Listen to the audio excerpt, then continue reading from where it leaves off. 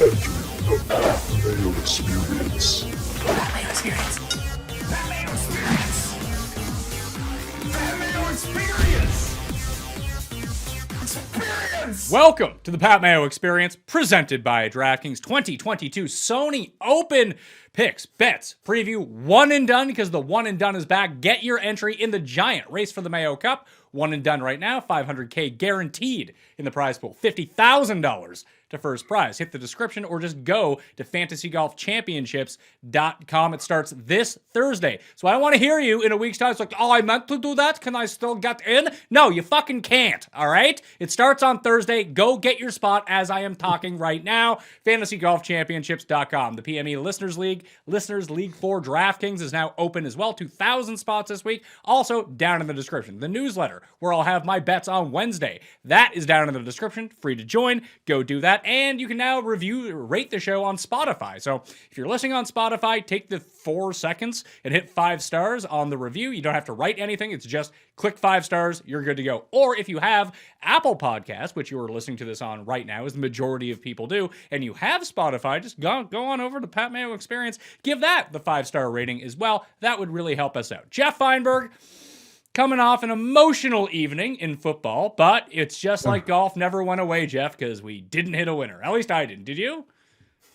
No, didn't hit anything. I won my matchups. That was nice, but I don't know. No, we circled the wagon pretty good on the show last week.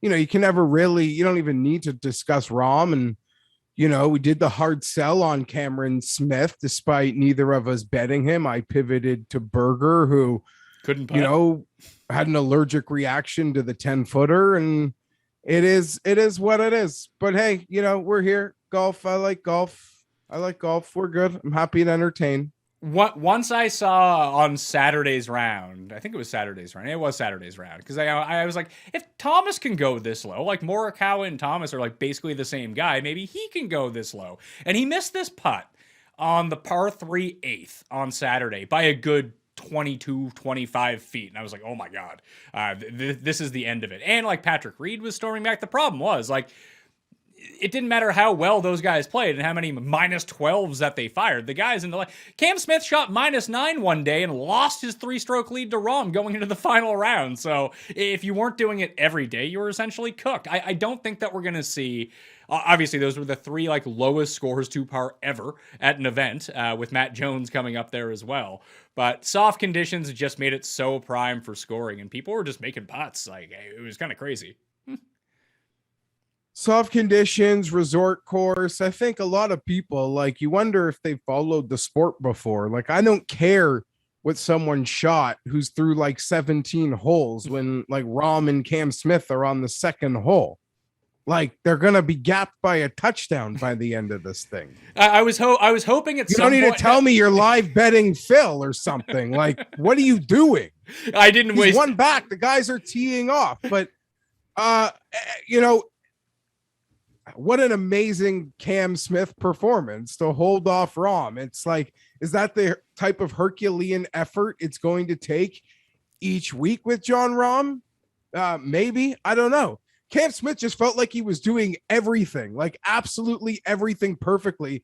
And Jon Rahm just kind of looked like he was lollygagging for like 84% of it and still right there. So it was just marvelous. It was marvelous to watch him. Cam Smith was like art, you know, it was like art. It was like Spieth in certain points too. Like, you know, good Spieth. Like, it was just beautiful to observe.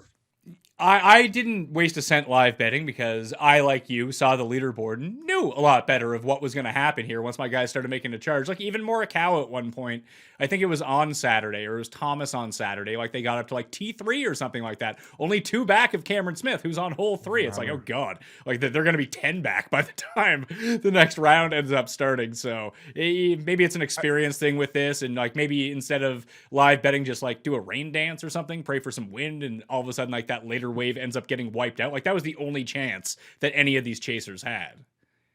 Yeah, of course. And, you know, full credit to any like Matt Jones each way probably paid as good as a Cam Smith win. More. So anybody had to pay more. Yeah, okay, more. I mean, I don't even know what the number is because my eyes would have looked through them like red ink on Monday when we did last week's show. I mean, that would have been speaking from an outright perspective, and I wouldn't have been wrong. I will tell you, I did make one live bet, and it was a really, really bad beat, Pat. You know, that one of those sketchy books was offering like a stale line on Top American that the internet guys on the Twitter put me onto. Had burger plus 450 to be Top American.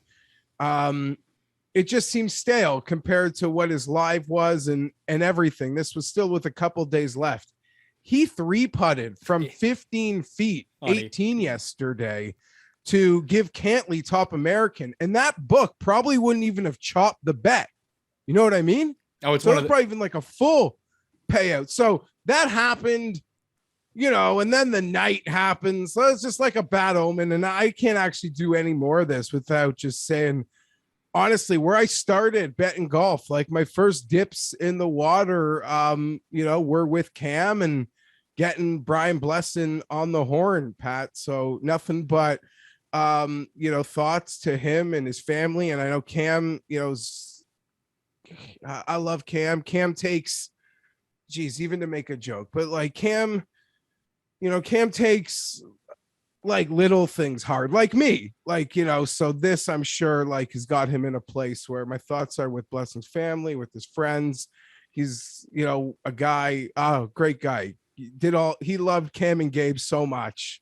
He would have moved heaven and earth for those two guys. And yeah, so I guess that just came across my mind. So I figured I'd have to say that. Yeah, if people don't know, Brian Blessing passed away on Sunday. A big voice in the hockey scene, the Buffalo scene, used to host the Sabres post-game show.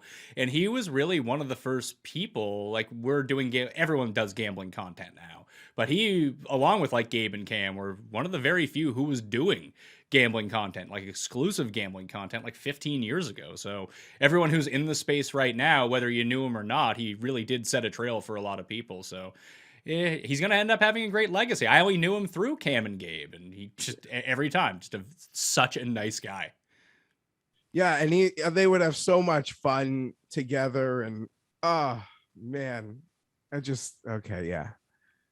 I like just so many inside baseball stories that would mean nothing, but just being like an intern, and you know, my first job is getting Blessing on the phone for Gabe and Cam, or you know, booking Blessing, and he'd do anything for those guys. And yeah, okay, rest in peace, Brian. He loved his golf. He loved his long shots.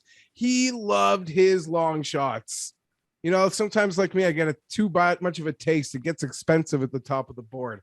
Brian loved those pooches. Him and Cammy talking pooches, triple digit, find me 100 to 1. Those were good times. Good times. Anything else from the Tournament of Champions you want to discuss? How about Cameron Smith and his newfound driving distance? Is this a product? Like I saw his club head speed was up. So that's great news in terms of getting more distance. But do you think it's because the fairways were so wide that he could really go rip at it?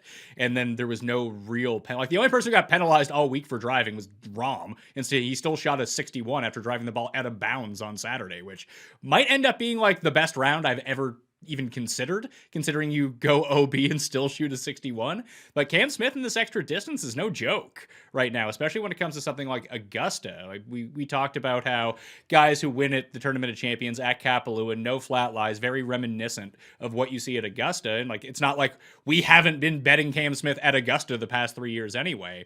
Do we now, if you were thinking about betting Cam Smith at Augusta, the time to do it isn't today. The time to do it is like 6 weeks from now if Cam Smith like plays mediocre golf or something. Sorry, I'm just finishing my snack. If Steve Sands could do it for 4 freaking days, why can't I? Not like go to commercial for 30 minutes, an hour. Cam Smith. Yeah, great golfer. Yeah. No. Cam Smith's people 28. Betting him to win the Masters last night. He's 28 to 1 right now at DraftKings Sportsbook. That's the same as Hideki. And maybe those are fair odds, but if that's where like his ceiling is going to be for Masters odds, like if he has like 3 bad weeks, he's going to come back down to earth. driving distance was insane. Like just what maybe, you know, because it's the contours and he was just perfectly zinging him out there and you could ride the ball past Rom. How did he play? Just remind me how he played last year's Masters. It was fantastic again, right? The one that I bet him at was the DJ Masters, and he came in second. See, I don't know. And that was, you know, when you play great in the November Masters, do we like consider that different? But he has multiple great Masters on his resume, I believe, doesn't he? Yeah, in April, he was 10th at the Masters. He was second at the November Masters, 51st the year before that, and 5th the year before that. So, pretty good. I saw people... I mean, that's a thing, right? We get this time of year. Guy wins golf tournament. People like betting him at majors that week, that night. I guess if you're that, you know, believe in him or you're that bullish or you just hit a ticket on the guy and now you want to have a piece of him in the big event. Sure. Maybe he's 10-1, 11-1 to win this week, Pat. So what's his like if he pulls off the Sony or the Hawaii double, what are they going to do? Price him with Cantley? Like, I doubt it. This feels like, unless he goes on an extraordinary run, and obviously he competes at Riviera every single year, another course that kind of crosses over with all these ones that we're talking about, then his number can like start getting higher. But this feels like it may be, if he doesn't win again for the rest of the season, he's not going to be 28-1 the week of the Masters. He'll be like 35 or 40 or something like that. We see it happen every year. Yeah.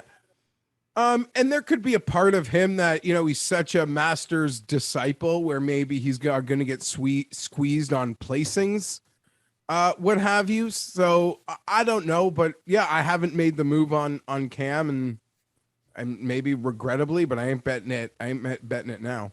No, if you miss the number, you're probably going to have to wait at this point. I was watching on Golf Channel this morning when I woke up. I think it was a replay of what happened after, but like the talk was Cameron Smith, President's Cup team, going to be able to compete with America? And then they started naming off all the players that are going to be on the President's Cup team. It's like, yeah, it's a fun team. I would like to see it win, but like Mackenzie Hughes is their like 7th best player. Yeah, I can't even make a comment on that. But yeah, it's a fun team and us tracking it this year with the flock of young South Africans and some of the South Americans and our boys up here in the North. It's a fun team to sort of track who's progressing for it, but it's like a future stars thing more so than like an all-star team like the Americans, an all-pro team. Yeah, it's like when they used to have the World Cup of hockey, or at least the last time, where every country in the world would have a team, but then there was like another team that was like, you know, Canada, but you have to be under 20 years old or something like that. That feels like this President's Cup team. Yeah, that's a pretty fair analogy of it. Yeah, it was Team North America Young Guns or something. So yeah, that's pretty much what the team is. And in Charlotte, they're going to get whatever. It's not even fair to us talking about it. Whatever. They're going to get waxed, but that's a different conversation. I mean, they get waxed every year anyway. I don't think it really matters what the venue is. No, they hang tough. They had a fun time in Australia. When the travel is deep, it's going to be fun. But say, you know, our party at Royal Montreal in a few years, that's going to be a U.S., not in terms of crowd, but, you know, they don't have to fly overseas and change anything.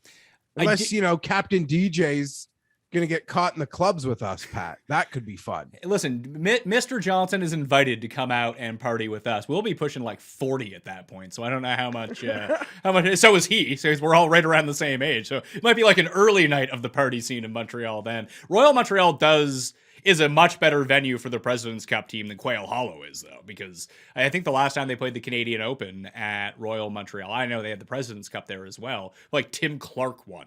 It's not quite like playing a President's Cup or Ryder Cup at Sawgrass, but it has very similar elements to Sawgrass. I don't like really have any take on that whatsoever. It's not. I just know we're waxed woods there. No, it's true. And Woody Austin fell in the water. Yes.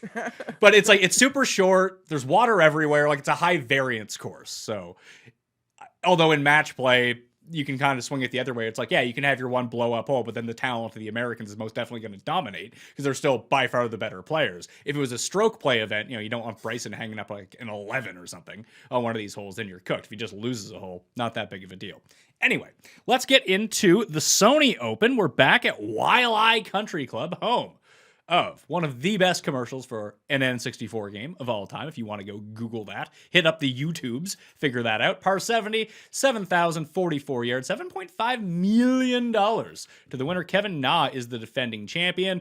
Brendan Steele had it in the bag last year and just kind of gagged it away with a 3-putt and then completely just...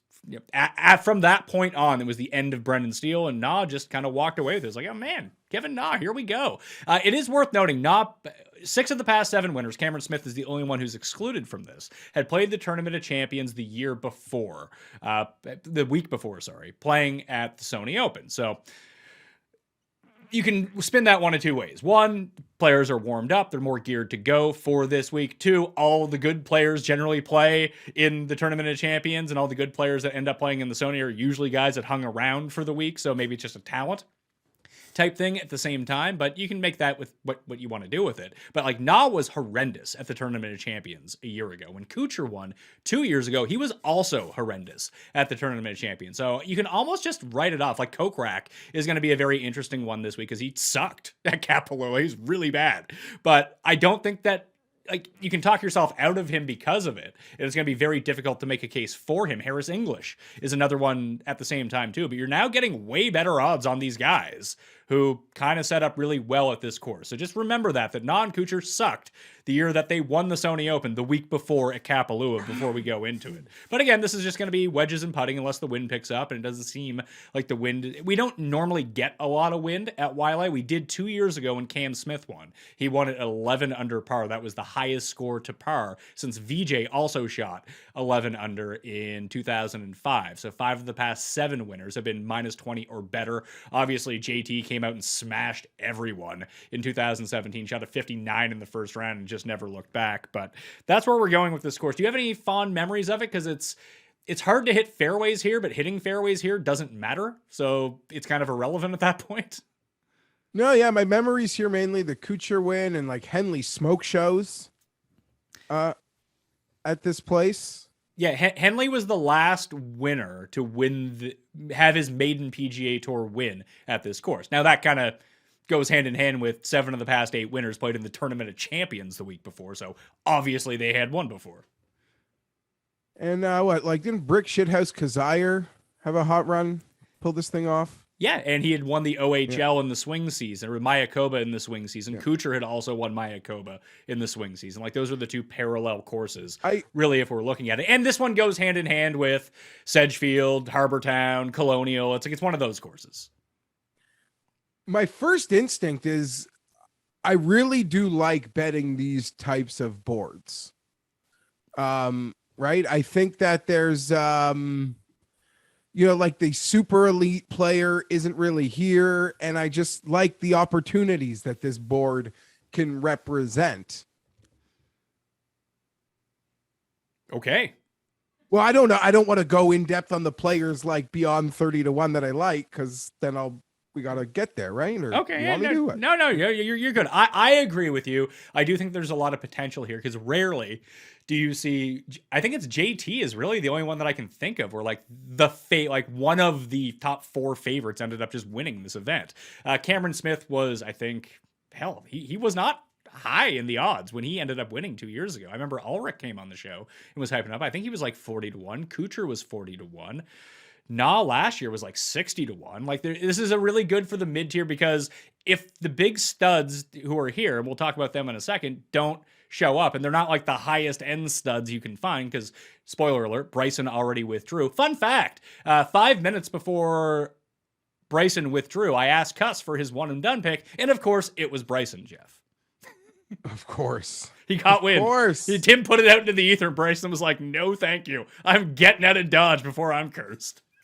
I mean, what were your thoughts? Were you interested at all? Because I saw like 14-1s on Bryson, and you compare that with the field strength, and it's always would have been tempting. I was all over it until Cuss told me he was the one and done for his pick, and I was like, "Oh, I don't like that." Then he withdrew, and I was like, "Yeah, it must have been a sign not to bet Bryson." But Bryson is like sneaky good at courses like this. Like he plays Sawgrass well. He had played Heritage well. I don't know if like new Bryson is going to be able to kind of rein it back in, hit some irons off the tee because he doesn't have to hit driver at a course like this. He can still hit a pitching wedge into all the par fives that he's played well at some of these tracks over the years. And I think that people are just like, oh, longer the course, the better for Bryson. It's not always necessarily the case. So just wanted to throw that out there. Bryson has withdrawn Garrick Higo, my guy. I wanted to bet him. He's also pulled out, so I'm not going to be betting him this week. Sign up for the one and done, by the way. FantasyGolfChampionships.com. We'll be making our one and done picks at the end of the show. Let's talk favorites for the week at the Sony Open. Cameron Smith, without Bryson now, is 9-1 to win, looking to become the third player to complete the Hawaii Slam after Ernie Els and Justin Thomas. I mean, he's won both events, but to win both events in the same year, he would be the third person to do that. Webb Simpson is 12-1 in his season debut. Leishman, 16-1. Sung Jae and Corey Connors, 18-1. Didn't think I'd see a world where Corey Connors was a 2 points lower on the board than Hideki, but Hideki's 20-1. Answer and Henley are 22. Kevin Na and the Gucci Man are both 25-1. And that's it for all of your players underneath 30-1. You have this collection of 10 guys. Connors is actually my favorite of them, but I just don't think I can get there at 18-1 if Webb is going to be sitting there at 12. Like, paying 18 for Corey Connors just seems like way too much. I'm happy to root for him. I'm happy to use him on DraftKings. Probably not going to get my money at 18-1. But when I went back and looked at the numbers, for his career, Corey Connors loses 1.1 strokes putting per event. That includes sometimes he plays 4 rounds, sometimes he plays 2 rounds, whatever. At this event, he has played it 3 times. He's made the cut every time. He averages 4.4 strokes putting at this event, Jeff. Well, I went into the year pretty much thinking I was going to lose a lot of money on Corey Connors this year. And the question I'm deciding is whether to start it this week or not. You wouldn't bet him at 18-1, Pat, but are there numbers that you would be interested in betting Corey Connors at if it got there? It opened at 25, and I was highly considering that. But then I looked at it, I was like, well, Abraham Answer and Corey Connors are essentially the same player, except for Abraham Answer can putt. And he's won a big tournament before, and he's 22-1. Like, why? And he played last week, fitting that narrative. Like, why wouldn't I just take Answer? Yeah, I like both of those guys a lot. And on first glance over at DraftKings, safe to say, a lot of people I think won money on Cameron Smith at DraftKings last week, Pat. Yeah, I think so. He's already like maybe just. We just announced him at 9-1. He just dropped to 8-1 in real time as we were doing this. Yeah, so feel that out. Maybe they'll bump things up as the week goes along. Corey Connors, he's an absolute clinic at this place, so he would be my guy at the best number available is something I'm interested in. And Mark Leishman, his number, I went to bed last night thinking, what maybe we could get on Leishman. I was not anticipating it being 18-1. Yeah, it's not great. No, it's a floor, and it's 16-1 actually. Well, that's not. I can't bet that. No, that's the thing. They've priced us out of all the guys that we like. Looking at it, the past 3, he skipped 2019, but the past 3 starts at this tournament for Webb Simpson, unsurprisingly, 4th, 3rd, 4th. Like, he's going to be there at the end. Yeah. I don't know. I'm just attracted to some other guys a little farther back. Than I am Webb. Do you think that anyone from this 30-1 and under range is gonna get your money? Because I think if it was up to me, like Hideki at 20 is kind of staring me in the face. I'm not gonna lie to you. Yeah, there's a bunch of guys. It's Hideki, it's Connors, it's Answer. Those would be my 3 favorite names, probably in this group. And Leishman at a normal number. Now I can't bet all of them, and I like guys behind, but I could see myself picking 2 of Connors, Hideki, and Answer. Yeah, I could see that. Im also is Im to me, Im was the guy, at least where I was looking, his odds dropped the most when Bryson withdrew. I think that makes a lot of sense. It feels like that maybe he had been underpriced by the market to open to begin with, and then they just kind of reset his price to where he should be. Yeah, because I saw 20 and that became 16. And like, oh, okay. Other guys lost a point, but he lost nearly 25%, nearly of what he was because of Bryson. But I guess they figure if Sung Jae's on, not many guys who are going to compete with him, when he gets in that mode like he was for a little bit last week, and at the Shriners where he won. I'm just looking at Hideki right now. He dominates ball striking at this tournament. He plays it every year. They have Sony has a relationship with the Japanese tour, so there's like a couple guys in the field this week too. Like if you're in the top 5 of the Japanese order of merit, you automatically qualify for the Sony Open. The top ranked amateur is going to be playing this week out of Japan. But last year, I gained almost 7 strokes on approach, gained almost 6 strokes on approach the year before that, gaining over a stroke and a half, almost 3 last year off the tee, gaining around the greens. Deki can't figure out these greens for the life of him. He has gained strokes putting once in his career in 9 starts. And that was in 2012. So he must have been like 19 or something like that. And he consistently loses like 3.5, 3.4, 3.8. That I just don't know if he can make enough putts to win this. Maybe he's the perfect guy to go tackle. Maybe that's baked in to his odds a little bit. But like, unless it's on bent grass, it's really tough to get behind Hideki for 4 straight rounds. Hence why I don't think that Tim should be able to qualify his Players' Championship win after leading after 1 round. That's scary when it comes to Deki. Gooch is another guy. I don't think his number is totally unfair at the moment, and he played pretty strong last week, and a lot of people picked him to have the win last week. So wouldn't you if you picked him to win last week, wouldn't you be totally willing to swallow a few less points in a field that doesn't include Rahm and Thomas and Morikawa and Xander and name 7 other players before you get to the best player in this field? I would think so. Like Hideki's probably going to be a cross off at 20-1 for me, just because of that putting split. Because you need to nitpick with these guys. You have to find a reason. Listen, I'd like to bet everyone. Now I need to find reasons not to bet anyone. So the top few guys, that's it. Anyone below 20, I don't like their number. Just straight up. I'm not going to bet them. Hideki, I could have talked myself into because of the numbers. I'm going to cross him off because of the Bermuda. That leaves me with Answer. I'm not betting Henley at 22-1. I'd rather bet Na at 25. And then Gooch. Those would be the 3 guys. Answer, Na, and Gooch. How do we discern between these guys? If you like someone last week and they didn't perform up to your standards, I just laid out to you the Matt Kuchar, the Kevin Na from last year. I don't think it makes a difference.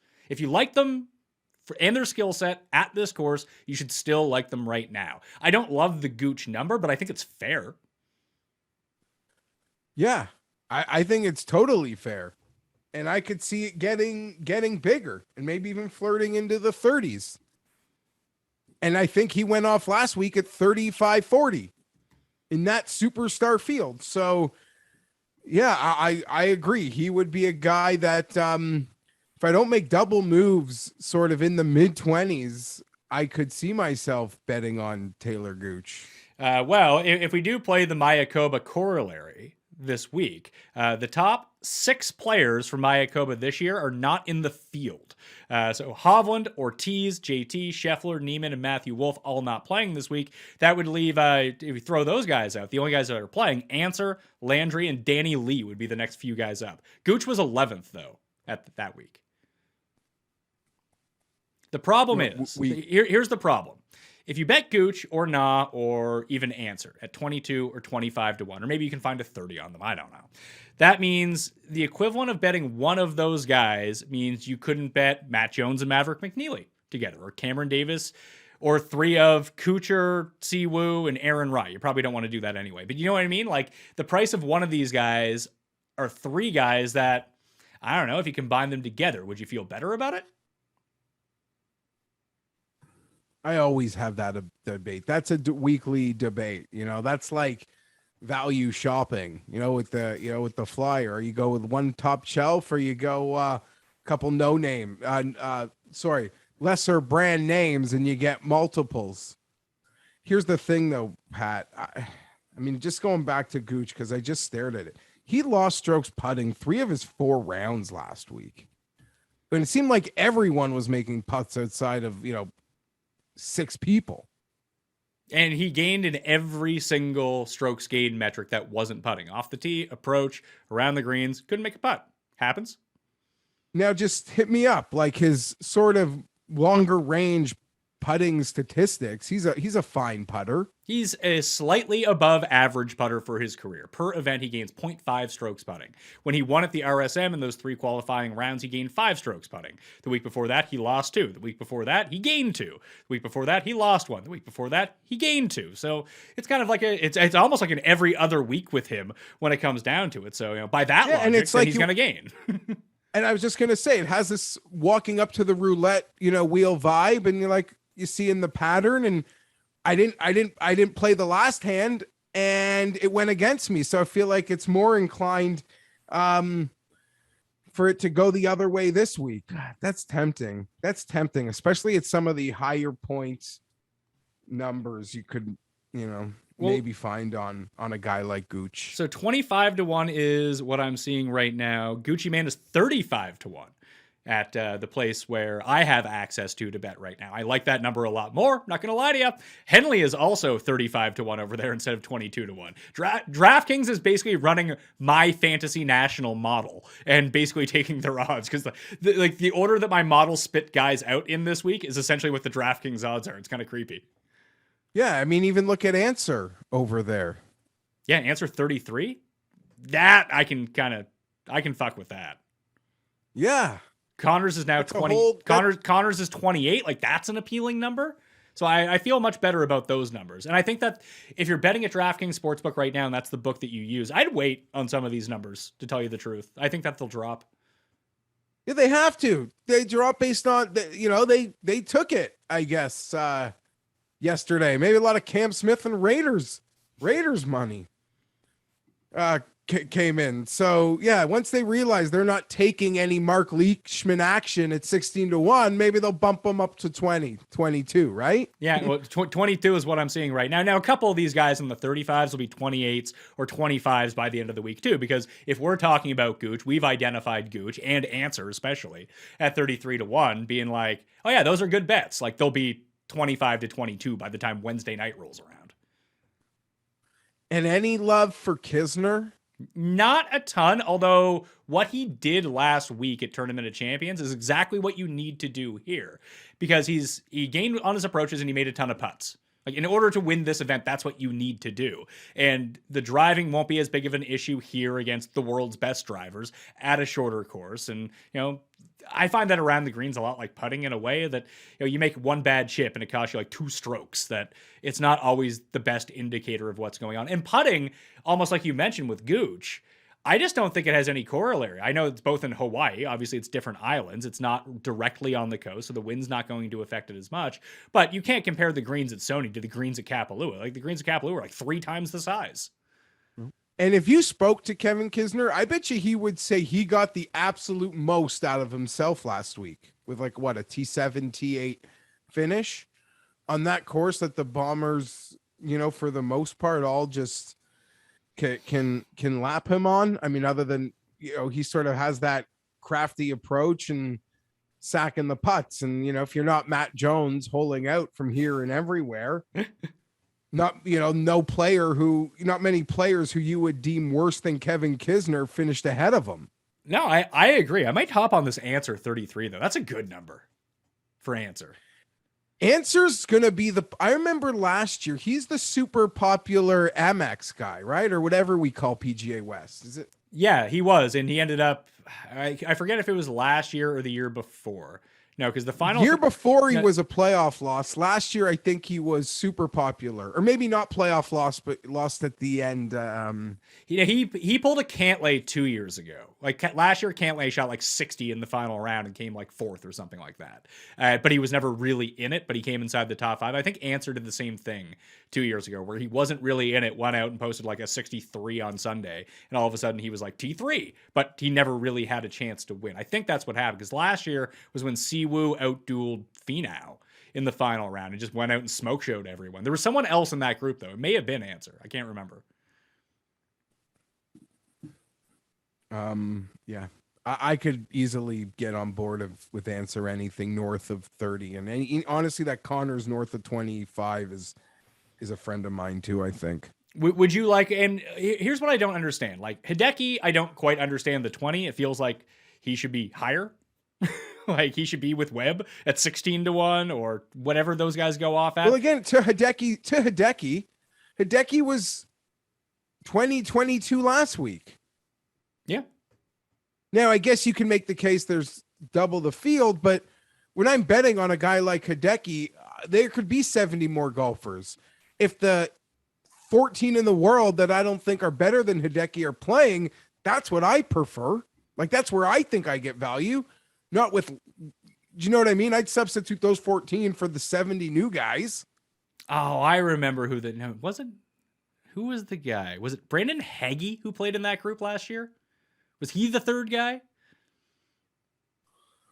I don't want to sound like my nemesis and, have no idea of an event that happened last year and take pride in that. And I'm not taking pride in it, but I have no idea. I feel like you blocked it out because it may have been Homa. Homa shot at final round 76. That may have taken him out of contention. Gooch was 21st. I blocked it out because Finau lost. Is that what you're telling me? Yes, it was Wawrinski was the guy who was with them, and he shot 75 in the final round. Yes, you blocked you blocked it out because Finau gagged it. Well, he didn't gag it. He just straight up lost to Siwoo. PJ West is a pro-am, or I'm making that up? It was a pro-am during COVID times. I don't know if it is or not, but it's like it's the pro-am where the highest ranking celebrity is Carlton from Fresh Prince. And Ray it's more Romano. like business. It's more like business and partners than celebrity. I think to the tour, but yeah. In case you live under a rock, the NFL playoffs are here, and DraftKings Sportsbook, an official sports betting partner of the NFL, is kicking things off with a huge offer. Counting down to the Super Bowl 56, new customers can get 56-1 odds on any wildcard team to win their game. Just bet $5 to win $280 in free bets if your team is victorious. That's right. Just bet $5 on any NFL playoff game, and DraftKings Sportsbook will give new customers an additional $280 in free bets if the team they choose wins their game. If Sportsbook isn't available in your state yet, you still have something to play for this wildcard weekend because everyone can play for huge cash prizes with the DraftKings Daily Fantasy Football Contests. DraftKings is giving all new customers a free shot at millions of dollars in total prizes with their first deposit. Download the DraftKings Sportsbook app now and use promo code DOP and get 56-1 odds on any NFL team. Just bet $5 to win $280 in free bets if your team wins. That's promo code DOP at DraftKings Sportsbook, an official sports betting partner of the NFL. Let's hit up this mid-range then. At DraftKings Sportsbook, like this part. The 30 to 60 type range, we got Harris English and Kevin Kisner, Seamus Power, Billy Horschel, Jason Kokrak, Joel Damon, Charles Howell III, Mav McNeely, Matt Jones coming off quite the week. Cameron Davis, Bezadenhout is 60-1. Then you have, we'll stop there. We'll stop with those guys. 30 to 60. First thing I did this morning was bet Seamus Power. If anyone watched the research show from the weekend, they saw me draw my conclusions on Seamus Power. I wanted the number to be right on him. I got him at 50-1. I don't hate 40-1 either. I even tweeted it out on Monday morning that this isn't going to stay at 50 for long. And Bryson, it got beat down anyway to 45. Then Bryson withdrew. Then he got pot down to 40-1. The other one that I grabbed was Joel Damon 70-1 with the top 5 each way at the book that I play on. Joel Damon down to 50-1 right now. I do like to target the guys who played last week. I do. And these are two guys that I think fit really well at this course. And they did enough last week to say, hey, their game's not completely out of whack.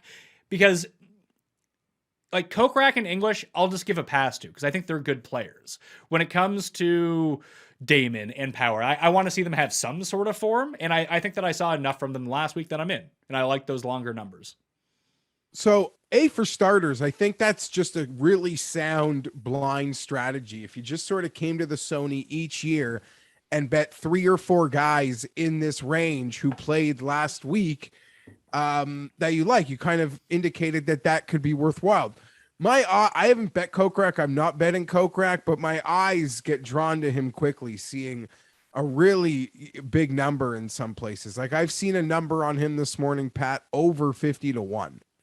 And that you can make the case just blind win equity. A player like that can sometimes deserve your money in situations like this. For me, though, the player in this range, and you've done the hard sell on me on power.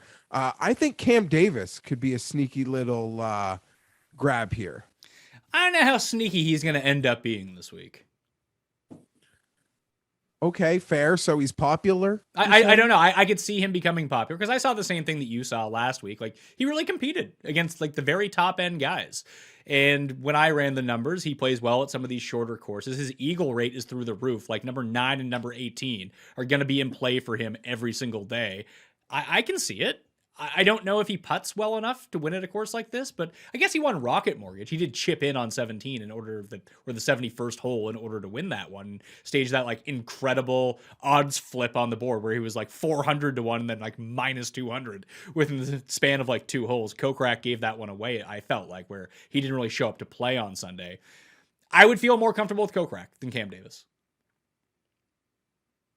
It's hard to kind of argue that. Kokrak kind of brings that win equity. Listen, you're making the bet on Jason Kokrak. We talk about this all the time when we do this show. This is an outright bet. You might not like a Jason Kokrak top 5 or top 10. You could think that could be risky in some ways, although that can seem silly at times. You are betting on Jason Kokrak, hitting his ceiling in a field that sucks, and he's 55-1. But I bet you'd rather see Woo than Kokrak. Well, I mean, I'm going to bet Siwoo regardless anyway. So that's not even really a question. That's just money that I take and burn every single week. I don't really consider him an actual part of the picks. That's just where I want to be. And without getting out of this range, Maverick McNeely started to become, very popular DFS betting player. Obviously he was playing well. There's fun storylines. His name is cool. Like just a lot of like big things and little things that add up to here. You think Cam Davis would be more popular than McNeely this week? I don't know, because I do think that a lot of people are going to play the did they play last week narrative just because it's worked, and you play it until it doesn't work with these sort of like trends that don't actually mean anything or do mean something, but there's no real way to quantify it. But I do agree that Matt McNeely was like he and Aaron Wise were the 2 guys coming into the year who was like, watch out for a breakout from these 2. So I think if people thought that Matt McNeely was going to be a breakout player this year, and I think that I was betting Matt McNeely last year. He was good. And he played well at courses like this, these shorter end courses. And we know how hot he can get with the putter. I completely understand it. I think that if I see McNeely at 50 and he's surrounded, I like Damon better. If I was going to take a guy who hasn't played yet this year, I'd probably take Bezadenhout, because I think that Bezadenhout is a better putter, and I just think that overall he's a better player. It doesn't mean that one's going to win and one's not going to win. They're both probably not going to win. But if Kokrak's in that same range, I don't see how I could take Kokrak. If English falls down that far, why wouldn't I take Harris English, although he's playing poorly? He's probably properly priced. I would feel far more comfortable with Matt McNeely at 90-1 than 50 or 45-1. I don't really have a follow-up on that. I agree with your Bezadenhout take. If there is a player in this range that didn't play last week, it would be him, because you're just betting on him absolutely filling it from everywhere. And this feels like a sort of course where it's not that driving doesn't matter at this course. Obviously, driving matters at this course. But he can kind of get away with spraying it a little bit. We know that his approach is top-notch, one of probably the top 30 players in the world with his irons, and he gets unconscious with his putter when he's on. That, I probably would like him more always at harder tournaments. I think that's going to kind of be his jam, a lot like Mac Hughes in that way. But at the same time, 60-1 in this tournament, can I find a better number than 60, or is that just what he's going to be at? He's basically 60 everywhere. I don't know. It feels like he could win this tournament. I guess the only thing is like betting on. I'm not trying to compare them. Sorry, like the premium skill set putter, your Bezaden Ho, your Denny McCarthy. That they're not. It's like Listen, they're not in the same category though. Like Denny McCarthy sometimes contends at the Wyndham in this tournament. Bezaden Ho contends in majors. Okay, that is fair, and I hoped I probably didn't separate them enough when I prefaced it. I just always come back to like I'm betting on the absolutely perfect putting performance. Like for me, I'm just a sucker for the Siwoo, like over just that game type. Like I'd rather just bet on the guy that might get putt luck, but I'm hoping is going to just hit it to 7 feet all week. I mean, with Siwoo is just such an extreme example of that because, for 28 Kokrak. I think Kokrak is a good one. I think I've talked myself into Kokrak as we've been talking. Did he do anything even on Sunday that like we can say as gamblers, like we saw this baby step and he just got 4 rounds out of the system. That was an exhibition. Yeah. How did he finish again? Dead last? Yeah. He had a great week though. Thanks. Yeah. 72, 70, 72, 71. Not great, Jason. Oh, that's hard to step in front of, even though you mentioned the nah. Listen, we were going to step. We were just about to step in front of Answer. He was the 3rd worst guy in the field. I like Answer. Yeah. So, I mean, what's the difference? Anyone else from this range that we want to go down the rabbit hole on? Billy Horschel? He deserves to, I guess, be in the same discussion, but I don't bet Billy Horschel. You'd have to really give me some amazing cases to why I should. Let me see. Can I manufacture a case for old Billy Horschel? What did he come last week? Yeah, he finished T23. It wasn't as bad as I thought. Turned in a nice Sunday performance, a Sunday 66 for Billy Horschel. He lost 8 strokes with his irons last week. I think that's a career worst performance from him. It is. The worst performance of his career on approaches was last week. So I bet you it's better this week. Yeah, I bet you it is, but I don't care. That doesn't do it for me one bit. Let's see. He finished 7th last year here. I'm more into almost every other player we discussed, from Kokrak to Davis to to Kim. I don't know you'll ever see. I don't bet Billy, and there's not a case, so okay. I'm not betting him this week. All right, we'll do 70 to 1 and up. So the long shots in the field at the Sony Open. You got your Siwoos, your Chris Kirks, your Matt Kuchars, Aaron Rye. EVR is another guy who played last week. He's 80 to 1 at DraftKings Sportsbook right now. Brennan Steele has played this tournament each of the past 2 years, has a 2nd and a 4th. He's 80 to 1. Denny McCarthy's 80 to 1. Like if there was ever a course where he could win, it would be this course. This is his style of game. Hoagie's irons were fantastic throughout the swing season. He's 90 to 1 by my course fit model. Keegan Bradley rated out really well. He's 90 to 1. Someone just jumped on the page for me. I have no idea who it is. Keith Mitchell, short Bermuda track. I mean, that's usually where you want him. Nick Hardy finished inside the top 20 here last year. He's 130 to 1. Then you have like your Pendrith, your Lucas. Where's Lucas Herbert? Lucas Herbert and Lucas Glover might not be bad bombs to go after. Just because, again, they're guys who played last week. Lucas Herbert, 130 to 1. Lucas Glover, 150 to 1. Yeah, they look terrible next to John Rahm. John Rahm's not here this week. Chris Kirk. I'm seeing a 90 on Chris. Do you worry that he's just never going to win? You know what? That's probably fair. I'll have some props on him last year. This is where he started an incredible run of cashing T5s or 10s or certainly T20s for like almost 70% of the events he went in for 2.5 months. He's 2nd or 3rd here last year. He was 2nd here last year. Yeah. And he's played really shit the bed. He and Steele. That's how Na ended up winning. Because remember Neiman? Because I had money on Neiman, and Neiman ended up coming in 2nd. But looking at it right now, he has a weird career at the Sony, and maybe you can kind of mix this in with where his career was at the time. 2nd a year ago, miscut, 10th, miscut, 26th, 2nd, 5th, 38th, 30th. So he plays this tournament every single year. Some years they're huge spike years for him. He putts really well at this course. His irons are just daggers here. I think I'd rather just bet him first round leader.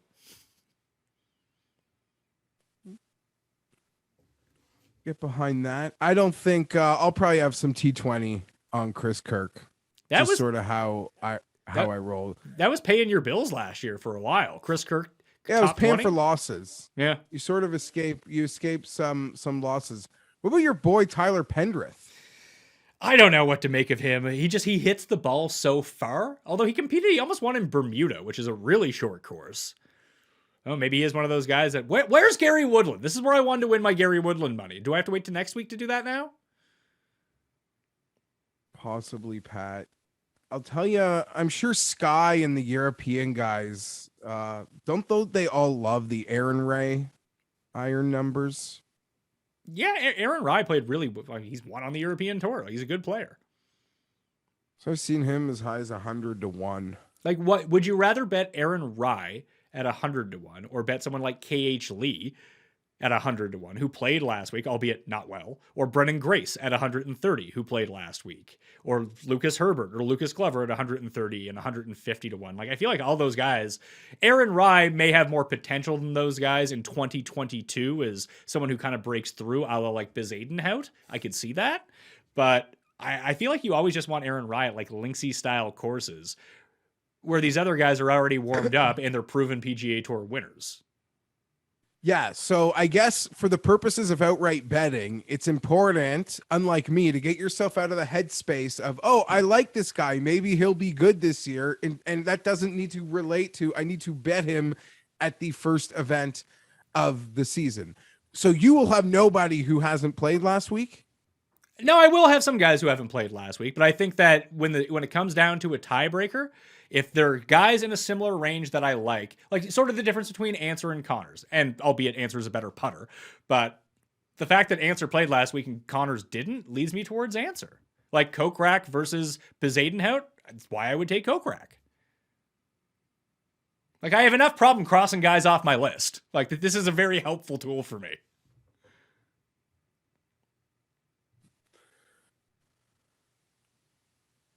Yeah, listen, part of the battle is crossing the names off, right? We sort of have that starting list, and then from that, I got to whittle it down to 4, 5, 6 names that I want to bet. So you're absolutely right. And as gamblers, we almost have to convince ourselves or trick ourselves, and anything helps.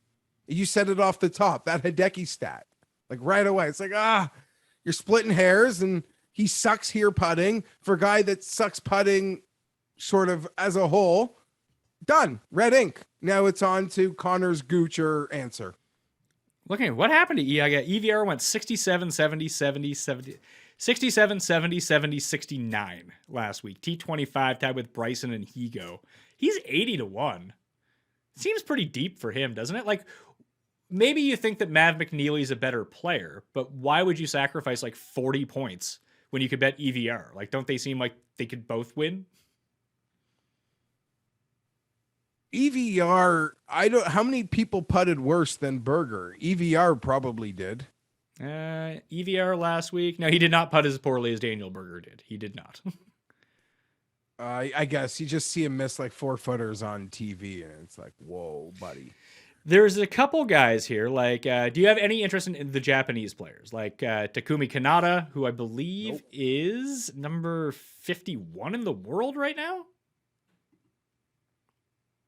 He's 80 to 1. That seems extreme, but... Or are these DraftKings guys that I should be looking at? No, I mean, listen, my bankroll's already gone. Yeah, so if you're wondering... unless... Go ahead. So, like, unless, they're just some guys that are just pure ball strikers, Norlander, Grillo... Shez Reavy types. I believe Reavy withdrew. Paul, do I have that correct? He just withdrew. Yeah, so he is now out. And where's Andrew Landry? I wanted to bet on Andrew Landry, and he's not playing. What a jerk. A couple guys I wanted to bet on just didn't show up to this tournament. Where's Mac Hughes? Show up to this tournament, Mac Hughes. I'll bet you here. There's a couple Corn Ferry. I got to talk to Sky about these Corn Ferry guys, like Lee Hodges. Haotong is 350 to 1, which just blows my mind. Okay, here's an actual one for you. And I know it has like it's going to be insane. He's probably going to come like dead last. Jim Herman is 350 to 1. These are the types of courses where he wins. Colonial? He won at Wyndham, and then he won at like Barbasol or something stupid like that. Like short courses, score fests.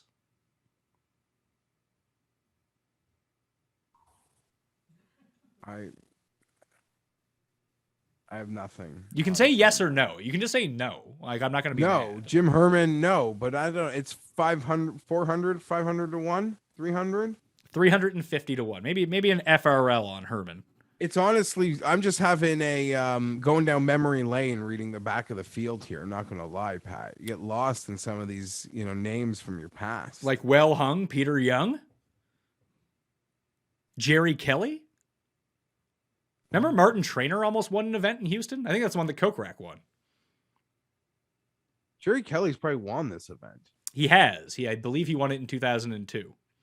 Sam Ryder, 350 to 1. You got Wesley Bryant, Sung Kang, Cecil Peters' boy, Joseph Bramlett, 350 to 1. Okay. Are you betting your boy Sepp, first round leader? Oh, where is he? I didn't even see Straka was in the field. Oh, Straka's 200 to 1 overall. He'll be like 150. Yeah, I'll throw out some first round. I gotta get back in the swing of things of losing money a lot on golf. I didn't lose enough last week. Didn't feel like the actual season had started. Didn't play any first round leaders. Kept it like to the top of the board. I got some guys I can like blow money on here. Well, that's why DraftKings great. Even just like trying to set your first dummy lineup of the week, it just gives me, usually when I do that early in the morning, or if it happens before we record, lets me just see some of the names. Like last year's darling, Hank Lebiota's here. Camilo Villegas. Remember when Nasty Nate Lashley almost hit that 250 to 1 at Pebble Beach? Remember that? That was going to be so glorious. And then he couldn't get out of that bunker on the final day, and that was the end of him. But like, there's a couple guys, like, didn't Roger Sloan almost win at the Wyndham? Didn't that happen? Like, everyone was on him, and he almost won. He was in that playoff. He was in it late. Harry Higgs, popular dude. Oh, British superstar, Harry Higgs, according to Tim. Now we're naming names. I did identify Kramer Hickok as someone who plays these types of courses really well. He's 150 to 1. Probably won't get my money in the outright market, but first round leader top 20 is something I would look at for Kramer Hickok. Kramer. Keith Mitchell's got a pretty big number here, Patrick. What is it? In a pretty jabroni field. I see him at 90. Yeah. It seems pretty strong. I think I like him as a DraftKings play instead. I think if I'm going to take a bomb here, it's going to be like a big bomb. Big timer. That like maybe... Bing bong. Bing bong. Like besides Damon, probably going to avoid that like 60 to 100 range. And then like probably go power. I've already gone power and Damon. But I'll probably go like Kokrak, Answer, maybe Gooch. Like that's sort of the range where I want to kind of mix in. So and then I think I'm... Go ahead. Yeah, sorry. No, go ahead. No, you were saying I cut you off at the absolute worst time. I apologize. No, it's okay. We can get to the quick picks if you want. Are we done with the bombs? Yeah. I just think I'm going to have like that veteran card of guys who probably played last week. Like, I don't know. My brain hurts. My body hurts. My soul is defeated, but off the mat. And I don't know. I'm not going to overthink it. Okay. I'm not going to overthink it. Quick picks for the Sony Open. I mentioned Seamus Power, 50 to 1 is already on the card. Joel Damon, 70 to 1 with a top 5 each way is already on the board. I'll have my full cheat sheet with first round leaders, top 20s, outright picks in the Mayo Media newsletter that's going to come out on Wednesday afternoon. That will also include the DraftKings ownership projections that I try to put out there. Let's call them guesses, not necessarily projections. What I'm guessing is going to be the DraftKings ownership for the week. But I think I'm going to have a tough talk with myself here between Connors, Answer, Gooch, and Kokrak. I think those four guys, although Horschel might be a good play in the giant one and done, actually. I mean, maybe that's where I'll end up using him. No one wants to use Billy Ho this week, but it seems like a good spot for him. I'm going to just rescind my negative comments about him earlier. Other than I'm not betting him. I have nothing bad to say. He actually fits the type of player that I'm betting. And he's kind of in a perfect odds range. But I'm going to go with Kokrak, Answer. I'm going to bet Kokrak and Answer for sure. It'll be hard to keep me off Connors. And I'm going to be living in that, 30 to 60, probably with a couple other bodies. Maybe tail your Seamus Power call. Maybe Gooch. But yeah, so quick picks. Answer, Kokrak, and I'm deciding with Connors, Gooch, Power. Yeah, that's it. Oh, man. This is Cam Davis. Yeah, that's about it for me. Well, it seems like your thoughts are very well collected, but I will be doing some nothing rack is with you. I'm in 55 to 1. Let's press the button. In on Coke Rack. Yeah, you talked through my joke. You talked through my joke. I didn't need to say more. Kokrak and Answer, and then other decisions I have to make. Okay, that's all I have. One and done selections for the Sony Open. The one and done is back. I'm actually super excited because, well, I'm technically in last. I'm technically in first at the moment as well. And that's just very exciting for me. So you, Tim, and I will have our standard $100 winner take all show picks that we do. The show picks will not necessarily reflect who we take in the giant race for the Mayo Cup, one and done, which you can go play in right now at fantasygolfchampionships.com. It starts this week, so you have to go get your spot right now if you want it. Cust originally picked Bryson DeChambeau. Obviously, he is not playing. Cust has pivoted, and Cust always gets to pick first in this, and we can't take the same guys as a part of this in each week. He is taking Sung Jae Im with his pick for the one and done this week. I'll take Mark Leishman. You're going to take Leishman. And that leaves me to take... Screw it. I will take Abraham Answer for the context of our pool as my pick this week. Hopefully he plays a little bit better than he did a week ago. I'm very excited to be he'll miss the cut and I'll be in last. I do have a one and done strategy video, which I released on the weekend. It's a part of the audio podcast if you're looking for it from the research show as well. It's in 2 parts, so you can listen to it up there. But essentially, and we've spelled this out last week, but I will repeat it again, there's no difference in a giant one and done between a T17 and a missed cut. It's exactly the same thing. I would agree with that. I mean, I don't want to demoralize people before it starts, but the reality is for you to do really well in the contest, you're going to have to outperform even what you thought was possible of yourself. Correct. Yeah. You're not only going to have to be sharp this year, you're going to need to be sharp and lucky if you want to win the 50K. It's like, but if you don't have a top 3 finisher along with like 7 winners, you're not going to sniff first place. It's like winning the super contest. I mean, for picking NFL games, like you enter that contest, and the number, like the percentage, the winning percentage, I guess they would have the results already because it would have ended. I'm sure the guy that won, like he's never capped at that clip in his life. So best of luck. You don't have to worry about me. I'll be in dead last. It'll start this week. You did say something I wanted to comment on, but I forgot, so it doesn't matter. It's okay. You had a rough night. Yeah, I'm happy everyone is entertained. That's it. Whatever. Lost cause. Here's the thing. It's $50,000 to first place. It's $35,000 to second, $25,000 to third place. And Moose and I worked on the prize pool for this and like the payouts. And the one thing that we wanted was you don't want to play in a season long thing. And like if you come 20th, like we didn't want to be like, oh, all the money's to first and second. If you come 20th, basically you double your money. We didn't want that. So even in this one, if you come in 20th, you win $3,250. If you come in 50th, you win $900. Like you still get a good ROI for being good. We wanted to reward people that are consistently good throughout the year and make it flatter payouts. payout. So I think that's really the bonus of this structure. I also entered the $1,000 one and done. Me and EPAT are going head to head in that one. So I feel like that one's a bit more attainable for me to win because it only has 49 people. So I really just don't want to finish last in that one. I would totally agree with that sentiment. And I like your Abe pick because he's going to be super popular next week. People might be thinking we're going to save Abe to pop.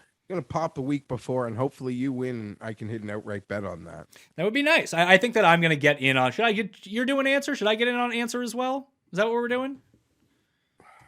Boom. In. I don't. Abraham answer 33-1. I'm in. Boom. Answer Kokrak, Damon, Power. I'm now thinking about Billy Horschel. He's just kind of on my mind. So I'll let Rick talk me into someone on Tuesday's DraftKings show. I'll save some room for Rick's insight because he has very good insight, and he will be on the DraftKings show on Tuesday. And I'll be talking to Rick for odds checkers, so I will like to pick his brain. Sometimes I got to get it out, get it out of him. Doesn't like, be put on the spot like that. But we're friends, so I'll grind him a little. You nudge him. You nudge him to figure it out. Anyway, that will do it on the Pat Mayo Experience. Listeners league link for DraftKings down in the description. The one and done, we got to fill it, starts on Thursday for the entire year. There's a bunch of different tournaments. You don't want to play in the $125 one. There's $25 ones. You can make your own custom tournament with your friends if you want to, up to 20 people in those. But playing the race for the Mayo Cup, we need to fill this. There's around 900 spots left because there's like 75 spots filled during the course of this. Cust is playing in it, so you can probably beat him.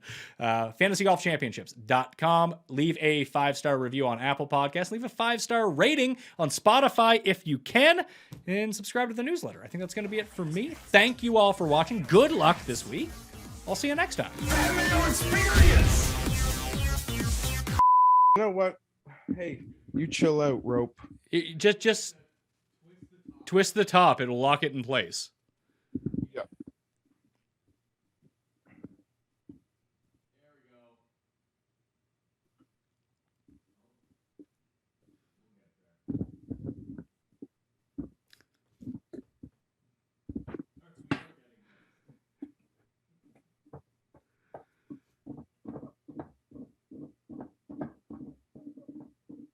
Telling you, there's like a piece that like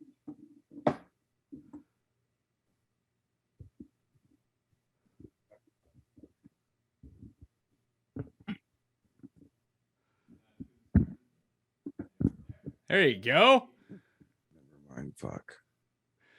Check. 1, 2. Experience.